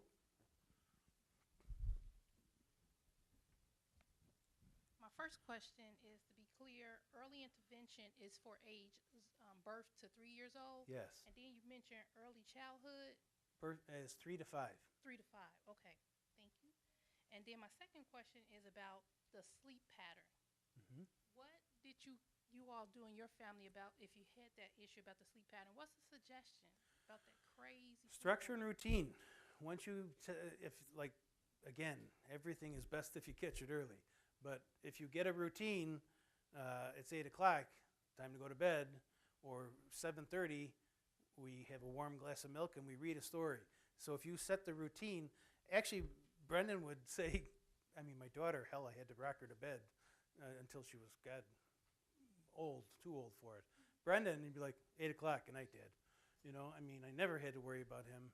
Even when they were young children, the structure and routine? Well, it's no different than any kid. You put him in bed, but the only difference is it works much better with a kid in the spectrum if you have a schedule. We're going to have dinner, and it's difficult in this gray world. We're going to have dinner by 6:30, and then by 7:30 we're going to have a glass of milk, and I'm going to read you a story and music. My niece actually, I found this butterfly. She was afraid of monsters. I found this butterfly that flickered. I stuck it on her bedroom window, so as she stared at it, it would calm her. So there's different things you could do, but you have to be the same. We took Brendan to a wedding once down in Southern Illinois. I don't know if you've been to weddings in Southern Illinois. They're a little different than up here. It's kind of buffet, and it's just kind of much more relaxed. And he disappeared. I'm like, oh my God, where is he? It was 8 o'clock. He found the coat room. He was underneath all the coats. He was sleeping. So once you set that, that's the only problem. Once you set it in structure, he's going to go to bed at 8 o'clock. It doesn't matter if you got a family party till 10. Yes, ma'am. I have 2 questions. Whoop, wait, microphone. Okay, so my first question was about the structure, how you said that you would break that with Brendan. Yes. Do you feel like it would be inappropriate to do that in a therapy session? Should that only be left to parental discretion? Well, that depends on the parent, and it also depends on how it's going to be received. If you can break a routine and it's going to take, and you just started and you're there for an hour, and it's going to take him 20 minutes to come back, great. But if it's going to take him 2 hours to come back, you're going to be gone. The parent's got to deal with that.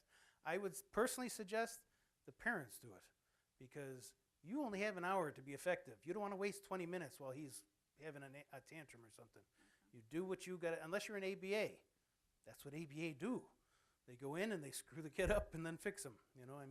They want to challenge them, so that they can get beyond that. But if you're an OT, PT, occupational therapy, physical therapy, speech therapist, developmental therapist, teacher, you ain't got that kind of time. You're with them 1 hour a week. Parents with them 24 hours a day. So I'd let the parent do it. And then my second question, is it true, so I've heard a lot of speculation that children with autism are drawn to water. Yes. Oh my God. So is that because when I did lifeguarding and when I dove with scuba and everything like that, like that was something that was brought up all the time. And my sister's friend's son had autism and actually had passed away because her mom, his mom, thought he had a disability, like you said, and thought that he couldn't do anything, and didn't give him the chance to learn how to swim, and he ended up drowning.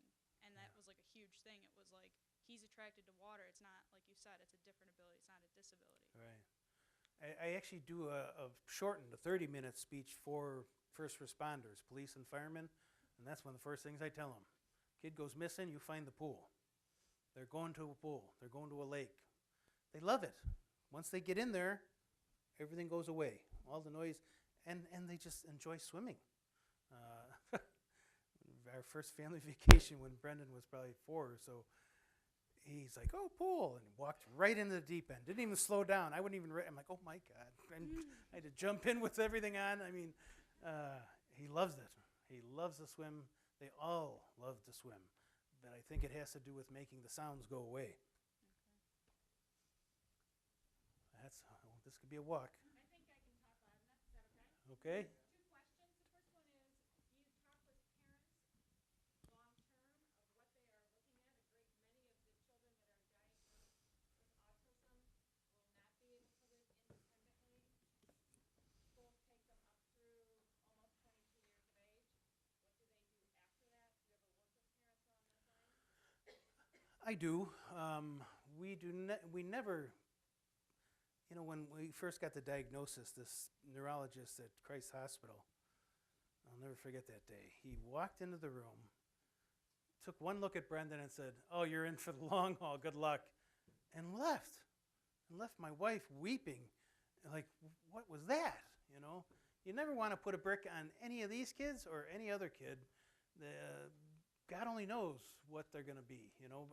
Like I said, Bill Gates did this. And that's something Temple will tell you. Don't try and fit them into a job. Find a job that they're good at and work with them.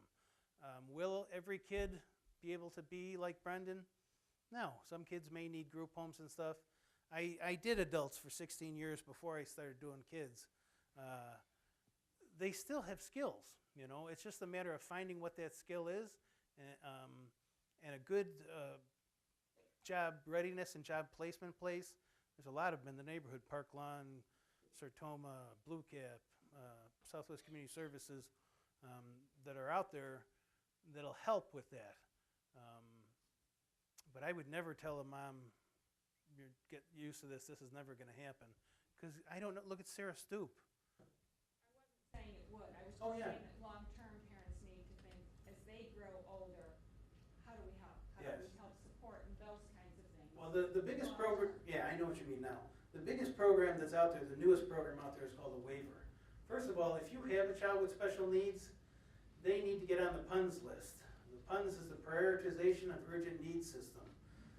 Basically, that's the state's waiting list. You will not get services down the road unless you're on the PUNS list. You get that by signing up at Suburban Access in Homewood.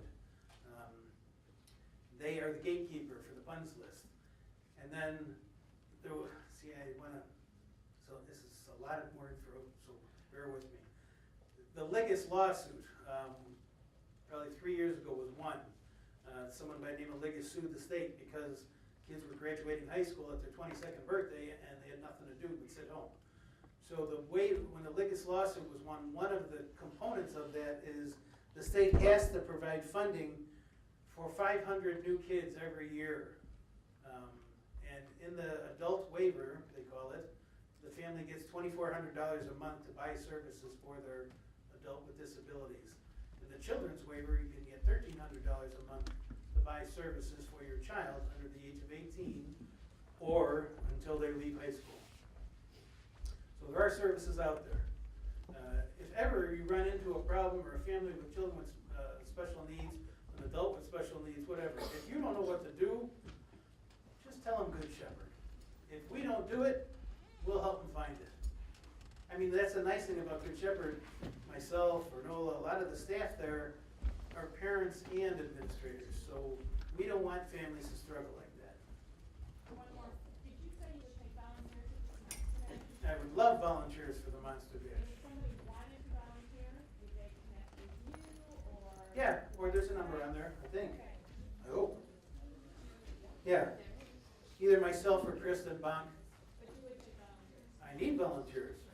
The whole goal of this day is families can come, send their kids out to play, and they can watch the Bears game with Steve McMichael. There's nothing better than a parent taking their kid and getting rid of them. So we need as many volunteers as possible to help the kids. We're going to have like 10 games, soccer, kick, basketball, miniature golf, but just games to keep them busy. Well, there'll be gifts to give to the kids while their parents are inside enjoying the Bears game with Steve.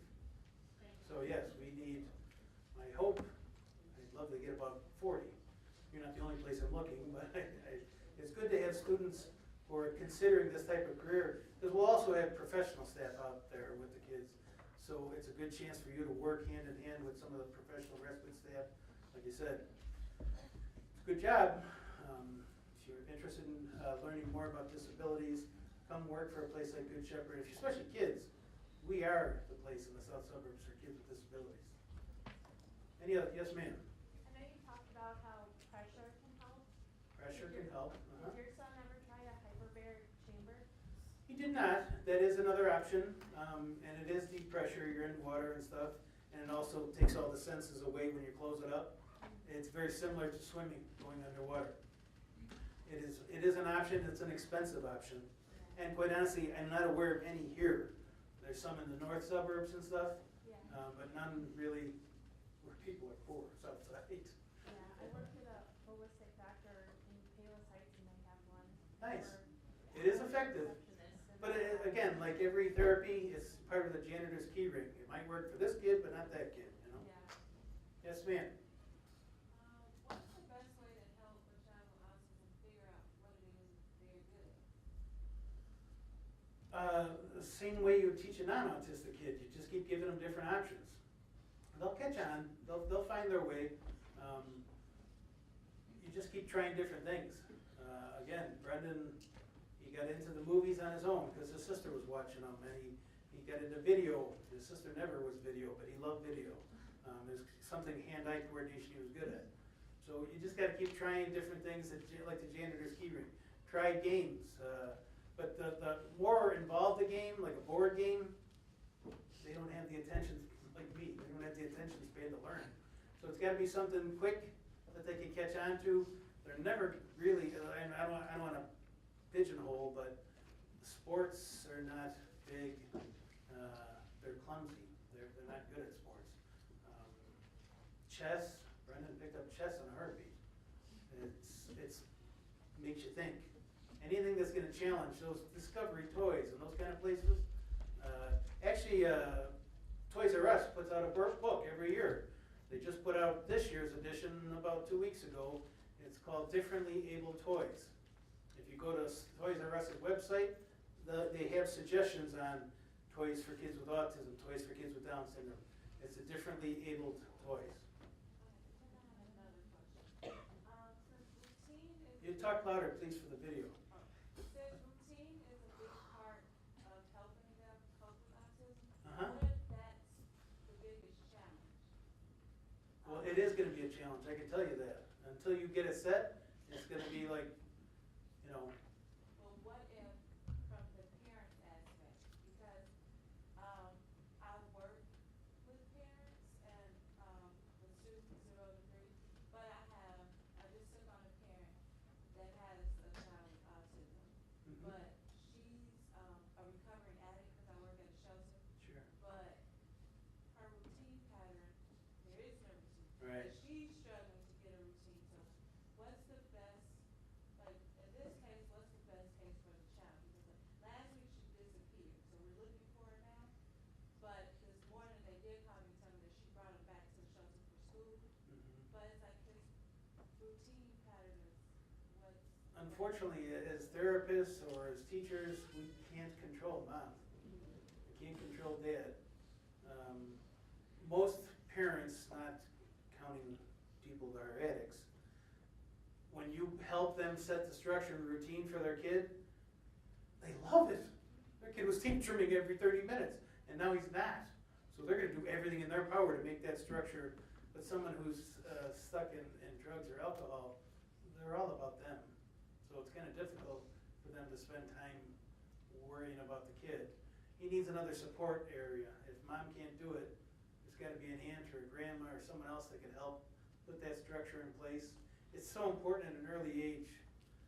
Someone's got to help mom with that, or the shelter if they can help with that. You can do stuff during, primo is whatever you do during school, you do at home. Like I used to do residential.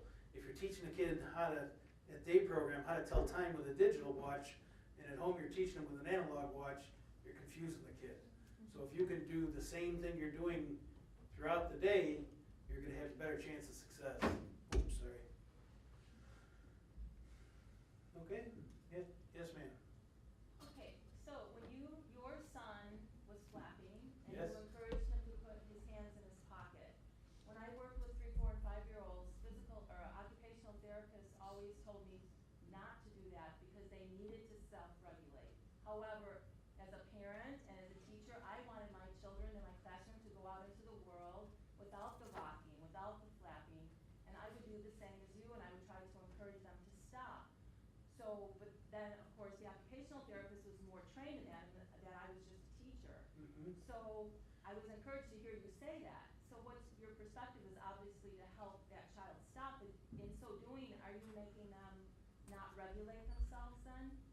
Well, don't get me in trouble for this. Not every OT is good at autism.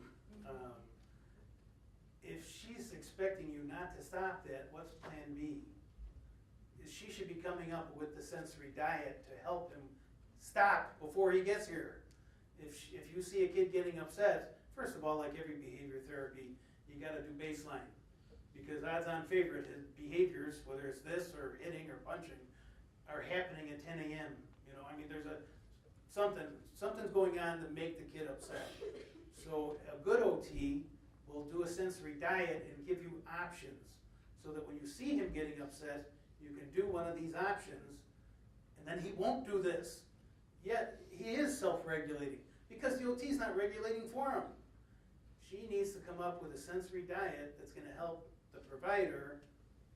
Like I said, it could be anything. I tell child care providers, if you know Johnny's going to be upset at 10:30, at 10:15, take him for a walk around the building. Anything. Then you're helping him regulate. Then he won't do this or hit a kid. Whether it's pulling a kid in a wagon or taking a walk or emptying a garbage, holding his hands and letting him jump. I mean, something needs, it's like a bunch of energy and you got to get it out. So this is what he's doing because the OT's not giving him something else to do. Don't tell her I said she's not good. I always felt that way, but you reaffirmed what I was doing in the classroom. You know, I always questioned myself. Well, you go back to her and tell her, you know, I went to this speech and he told me that the OT could come up with a sensory diet for me. You got that? Thanks. And it's really not that hard. If you got a bad OT, look it up. Google sensory diet. And you can come up with, if she's, sorry, or 80. Then come up with some stuff, and when she comes, say, here's some ideas I had for you may have to educate this OT, you know, how to do sensory diet. Here's some ideas I came up with. What do you think? And now, instead of her judging what you're doing, you're calling her bluff. Yes, anyone else? Oh, I'm sorry. Yes, ma'am. My son's occupational therapist told me that when he spins, I have to do what he wants. Like if I'm in a store too long and he starts spinning, it's time for me to go. Like I've been there too long and I should cater to that need. Not necessarily. Two things. A, you probably are there too long. No offense to you. My favorite one was during Christmas, this kid was having a tantrum, and the mother said, do you want me to put everything back in this basket and leave? And I'm sitting behind him like, yeah, that's exactly what he wants. What kind of question's that? You're going to have to build up his ability to handle. You know how much input there is in a store, especially around the holidays? My God, I get nuts. That's why I don't shop with my wife. Guys, we go in, we buy, we leave. Women want to shop. We don't want to shop. So A, you can get respite and leave the kid at home with a professional staff while you go shopping. Or you have to build up the kids' tolerance of that. Take them for a half, 15 minutes, take them for 20 minutes, take them for a half. And my kids, every time we went into a store, I gave them one can I. Every kid gets one can I. Because, oh, can I get this? Can I get this? Can I? I'm like, sure, you can get this if you put this back. You get one can I.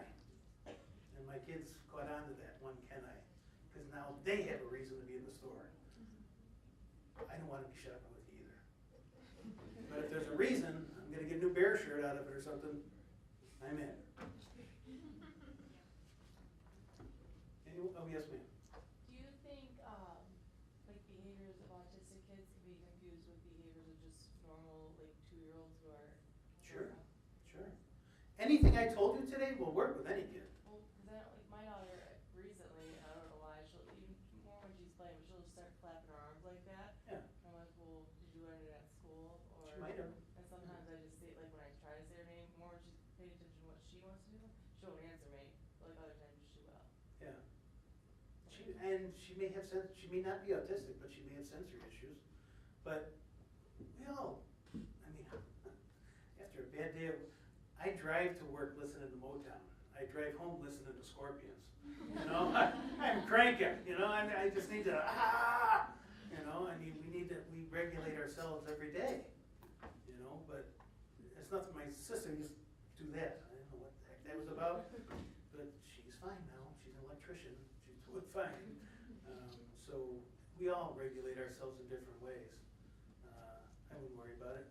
She gets eye contact, For the most part, but then it's not an autism thing. How old is she? she just turned 3. Yeah. Okay. Now she's in speech therapy, so. Mm-hmm. Well, I wouldn't. Is she developing in every other way just fine? Yeah. Yeah. She's just regulating herself. You know, some people dance, some people do whatever. Yes, ma'am. Okay, my question is, when you're speaking with examples right now, sometimes you'll say I, like, as you're speaking about yourself. So, are you an autistic person yourself? Some days. And the reason why I'm asking, the reason why I'm asking the question is because your generation, our generation, we didn't get the whole take a closer look Sure. advantage, and so we have a lot of middle-aged adults that are autistic and Asperger's, Sure. but they never had opportunity to be diagnosed or nobody Correct. paid attention. So now I'm encountering adults, Right. you know, as I'm learning about autism, and I'm like, okay, that's Asperger's, you know, I'm just. It's highly possible. Or it could be ADHD, ADD, Mhm. you know. So, Yeah, there's a lot of people in our generation who were never diagnosed. I mean, autism didn't exist back then. Around here, there's a guy, his name is Brian King. He's one of, up and coming, he's written books. He's a social worker, he does counseling, he does life skills for adults with disabilities. And he didn't know he was Asperger's until his son was diagnosed. He's got 3 sons, and all 3 of them are on the spectrum. He was actually the keynote speaker at that conference last year over in Building M. So yes, there's a lot of people that are, first of all, I appreciate being middle-aged, not old. But I don't think I'm Asperger's or autism, but there's days that I am on sensory overload. I'll give you that. I work in a job that's very important to me, and I work with people that are very important to me. But I'm the only guy and 60 women, so yes, I get overloaded sometimes. Scorpions on the way home. But so yes, there's a great deal of people out there that have never been diagnosed. Bill Gates was never formally diagnosed. But yeah, that's why we have computers. one more Just- question. Okay. I was gonna say, just to chime in, one of the things research is beginning to show us is that the number of surgeons that are excellent surgeons Mm-hmm. they feel now we're probably on the autistic spectrum. Sure. Because they do one thing. They do it really And well. they do it very well. If you meet a lot of surgeons, there's not a lot of affect a lot of times. Right. They do one thing, and then they say, yeah, we're just gonna cut you open, we'll do this, we'll move this from this. Got any questions? Thanks. Yeah. And they can be the best in the business. And so again, that idea of non-diagnosis as they're getting older, Well, especially nowadays, because a lot of surgeries are computer games. They're not even getting their hands dirty. They're doing surgery from a computer. You know, so I mean, you add doing one thing with computers, all surgeons are going to be Asperger's down the road, I'm sure. That's why they have nurses to handle the social visit. You know, they got no skill socially. And the same thing, like she's just mentioning, and how the autistic patients use a different part of their brain. You know how the left-hand people versus the right-hand people, you left-handed, well, most neurotypical, and that's a new word I learned today. Most neurotypical people, I guess, would be right-handed, or forget that part. But right-handed people use Right-brained, not right-handed. Oh, okay. So most people use the right side of their brain. Right. And then a different majority use the left side of their brain, and they kind of filter it in with the way you use your hand for penmanship. So with autism being a neurological situation, they use a different part of the brain. Would you think more of the left-sided brain user people? I'm with you. Yeah. The right side brain user people may gravitate more into autistic behavior. They grab, people in the spectrum, again, are black and white. So they're going to go into degrees like math and science and technology because it's a fact-based system. Teaching, being good with patients as a doctor, it's not a strength. So yes, things that are God. Try and explain God to a person on the spectrum. It's all belief. I mean, my son knows him and somebody are tight, but he can't do religion. I mean, it's too vague. Most of us have trouble doing religion because of its vagueness. But if it's something that's concrete, black and white, like math, Brennan always got A's in math, history, things that are factually based. And trouble with English, terrible penmanship. Give it another 15 years, we won't even be writing. Everything will be on. I mean, it's already there. I mean, how many times you go out in the lounge and there's 5 people sitting around and they're all on the phone. I mean, eventually we're going to lose our vocal cords. So anything that's structured or fact-based, people with Asperger's are your guy. Anyone else? Could you just spell the name of that lawsuit that you referred to? Ligas, Ligas. Thank you. It's new in the state. If you Google it, you'll get a good article. I Googled it the other day. There's a really nice fact sheet. Thank you.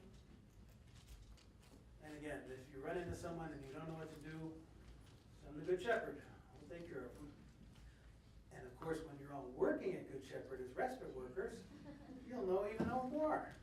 So come on up and see us if you're interested in volunteering for the Monster Bash or getting a job. I just want to thank Brendan for sharing his unbelievable